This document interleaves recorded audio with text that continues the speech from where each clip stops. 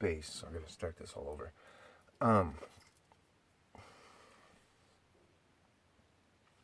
Frustrating. All right, so I go to a church. Well, I'm a member of a church. I was just watching a sermon from a while ago. It's an all African American church, all colored people, or 90%, whatever. They call themselves the School of the Hebrews. We, I can clearly say we, because I'm a member of the church, don't call them African Americans. We call them Hebrews. See, my people are called Jewish, which means ish is sort of Jew. We're converted to Judaism, and we're sort of Jews. That's why if you say I'm a Jew, it's a hate word. But if you say I'm Jewish, it's not a hate word. Because if you say I'm a Jew to a white Jew, you're calling them a Hebrew, an African Jew, right? And they're racist, so they don't like that. Other than that, racism was almost dead.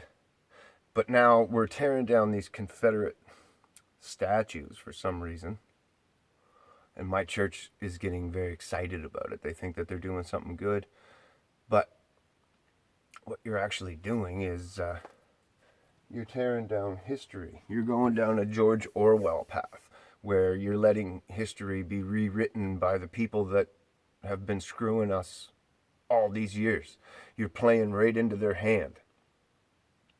You think you're doing something great for your people by tearing down the memories of what happened to your people, but really you're just walking back into the same path. History's bound to repeat itself if you don't know it.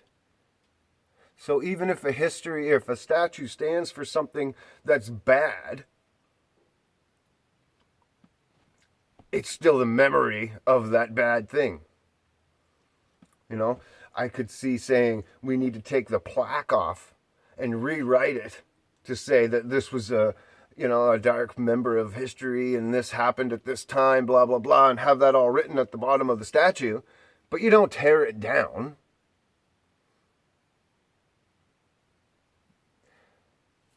It's frustrating to watch people more and more all the time. Everybody is such a fool. My church, we're flat earthers, but they still, and they know that they're the Hebrews, and they know the Ashkenazi Jews run the world, but they still listen to Dr. Fauci.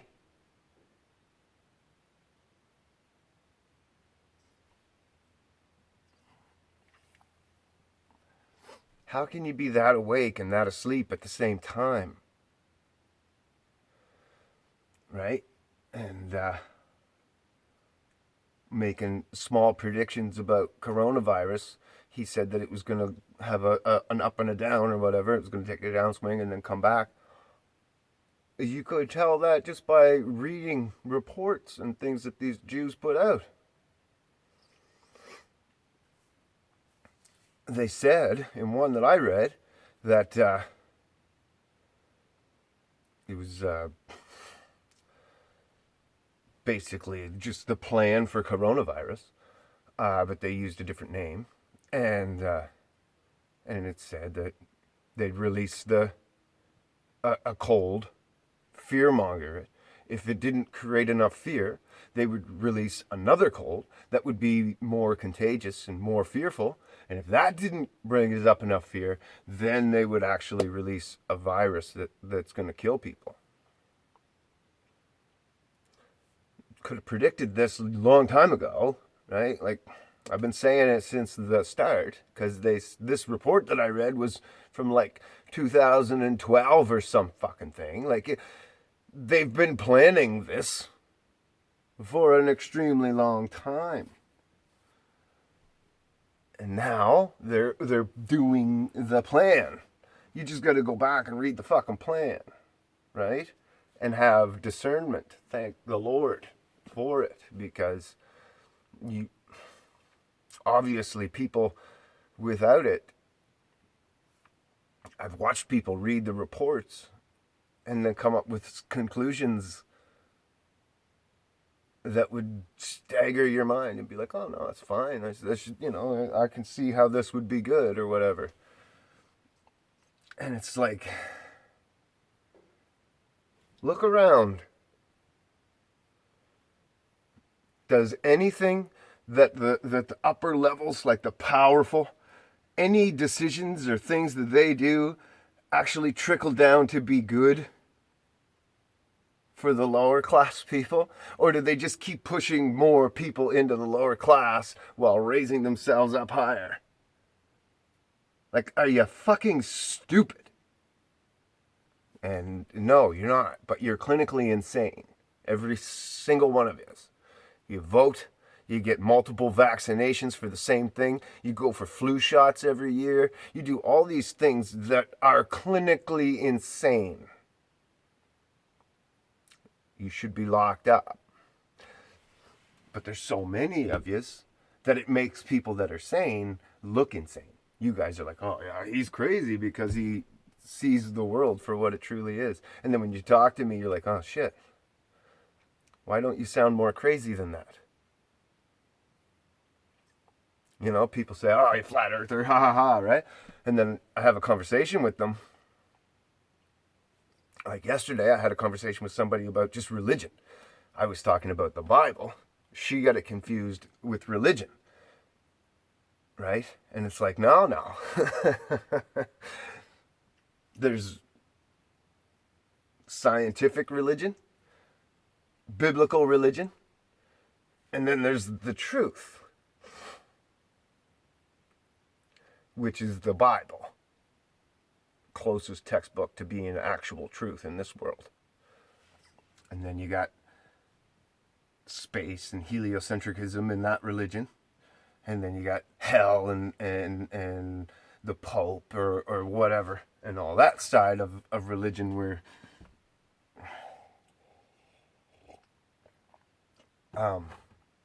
it's hard to pick it apart.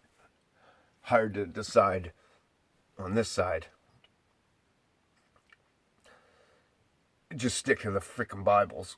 Read the books. But even then, there's a lot of metaphors and stuff. It's made in a way that the foolish can't see it. It's done that way purposely to keep the fool from getting in or understanding without truly understanding.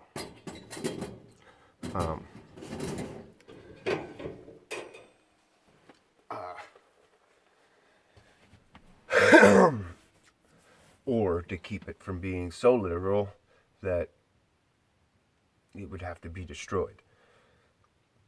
If it was so literal that everybody could clearly, definitively read it and just straight up no metaphors in it, everything's plain English, God wouldn't have been able to protect it on the earth. It would have been destroyed. The reason, because it's so metaphorical, it was manipulatable to make a satanic religion that interweaves with it rather than just destroying it altogether. If you use parts of the truth and then mix your lies in, your lies seem more feasible, right? It's what all the liars do. Any good liar weaves in some truth so that their lie seems more reasonable. Satan's the best liar. So Catholicism is going to be the best lie. And when he manipulated the book, he's going to do it in such a way that it just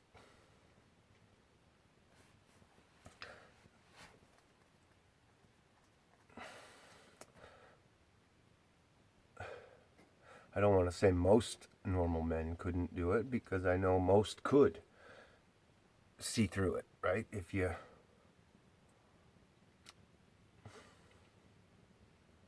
let yourself.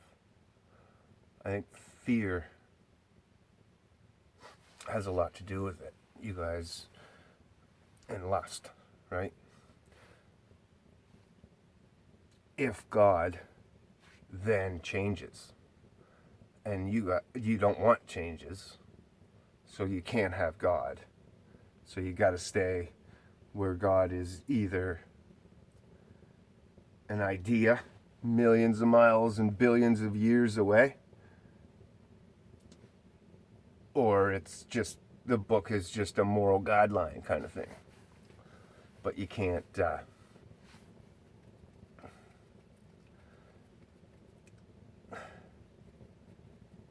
keep up your lustful ways. I'll tell you, somebody that was raised in those lustful ways, never went to church until I was I was 30, right? Before I ever really stepped foot into a church. And life is better without them. I went extreme, obviously, right? Where I'm doing this lifestyle, which is very different. But even a year ago,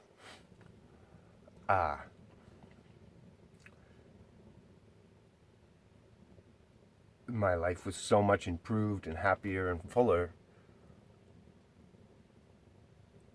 except for everyone I know and love is stuck in this lie or whatever. So they all party and drink and do things that I'm not really all that interested in. So I don't have a lot of I don't want to say I don't have friends, because I do have friends, but I mean I don't have a lot in common with them anymore. Hard to link up.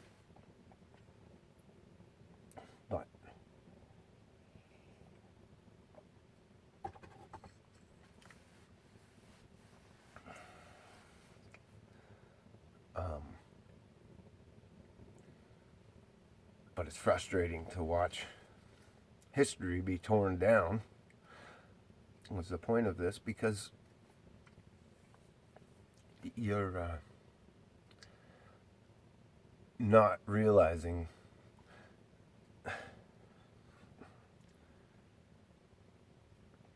they don't care who's on the downside of this squabble of racism and shit anymore. It was almost dead, right?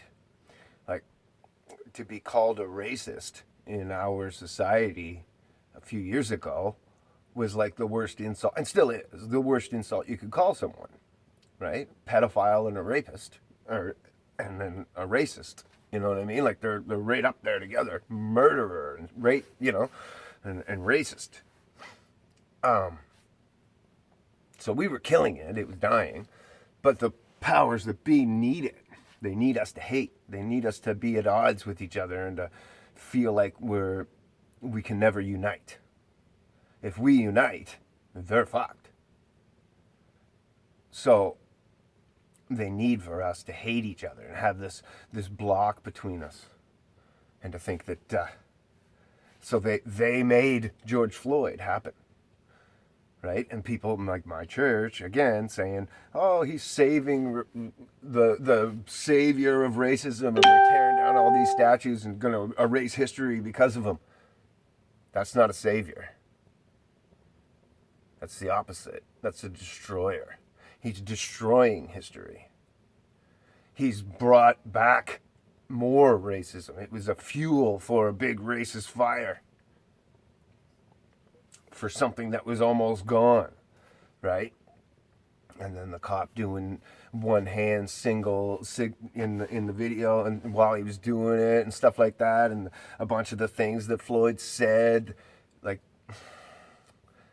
and then Floyd showing up to his own funeral, And they say, oh no, that's his twin brother. Oh, okay, that makes it perfect. When did he start to exist? You know what I mean? Or are they triplets now or whatever? Like, is he showed up there like in a hood in the back, hidden away or whatever? Not what a twin brother does. Fucking douchebags. He's probably on Epstein Island 2.0, raping the fucking 80,000 kids that go missing in America every year.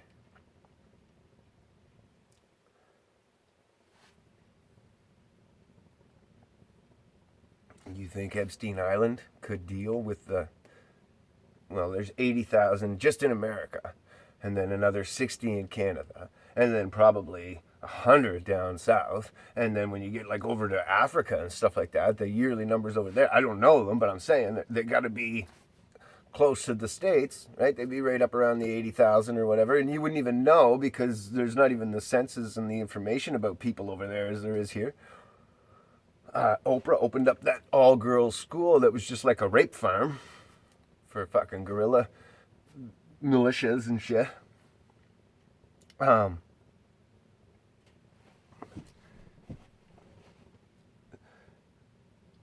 How would you even dispose of that many people every year? Epstein sure as fuck couldn't do it. You couldn't rape that many people every year. The 1% or whatever, the Hollywood elites, say there's, I don't know, let's say there's, with politicians and all that stuff, like the upper class, the ones that actually know what's going on, there's probably only fucking 100,000 of them. And probably only half of them understand half of what's going on, and then another half of that, you know what I mean? There's probably only 10,000 of them that actually know everything. Well, and they wouldn't know everything, but they would know more than me, let's say, and be able to piece it all together better than I.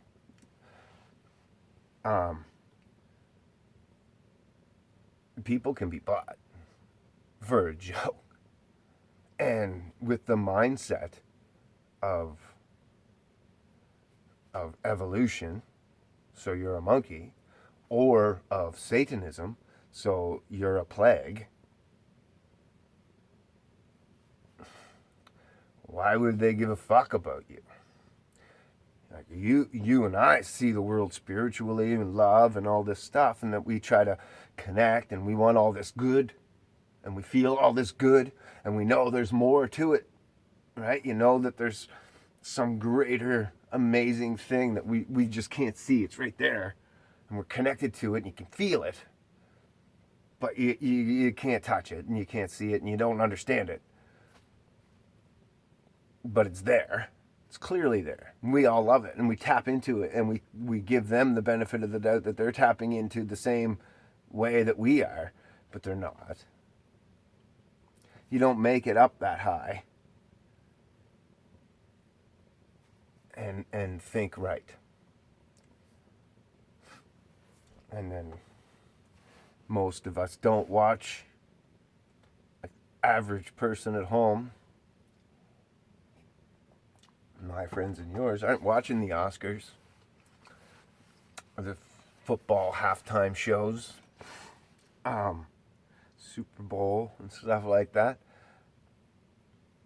It's straight up satanic ritual.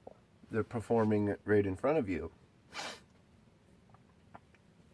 over and over again. The Olympics and shit. Like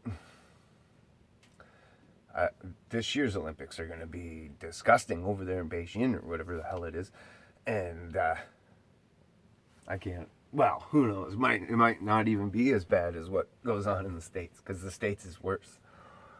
But anyway,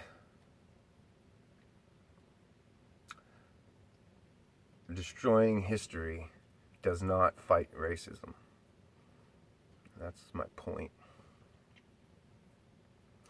Tearing down statues is no solution. Like I was saying, might have been on a different video, putting a different plaque at the bottom of the statue saying, this guy was Confederate racist slave owner, blah blah, you did these bad things, and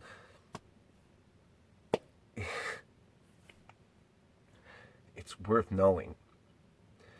It's more worth knowing than not knowing or whatever. Like, the statue should be there to commemorate the evil that person perpetrated, so that we don't let somebody that evil happen again.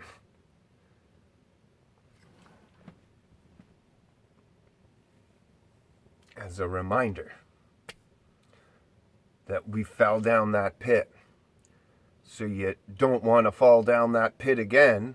You put a fucking statue there and say, look, the pit's here. Don't fall into it.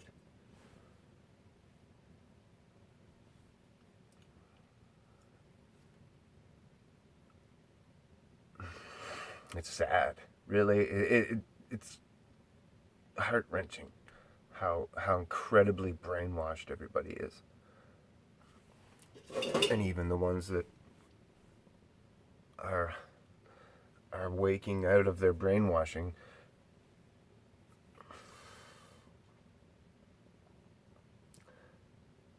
I see it all, you know what I mean? They'll break out on one little subject and be like, oh, coronavirus or something, right? And I'll be like, yeah, fucking flat earth, or this conspiracy or that, or you know, child molestations and rapes and fucking anachrome and just all this stuff that's going on. Bring up something else, and they'll be like, what? No, they'd never do that. Not my politicians. They're so trustworthy and great. We love them, don't worry. And then they stand up for them, stand behind them, and I don't know. It is sad. It's sad to watch. I said it 1,000 times, though. You're insane. If you go out and vote, you're insane. And you don't have the right to complain anymore. Once you vote, you cannot complain.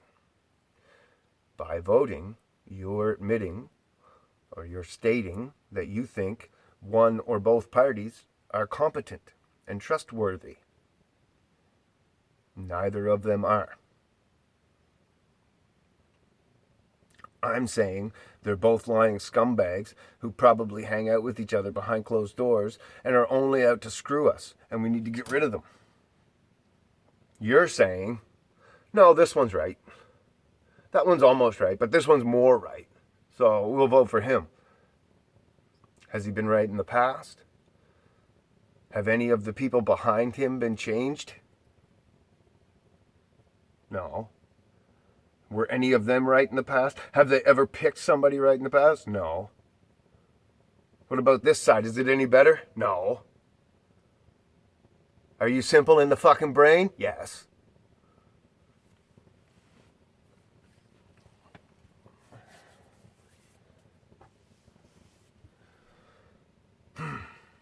Anyway.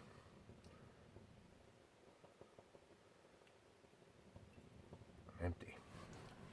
Have a good day, guys.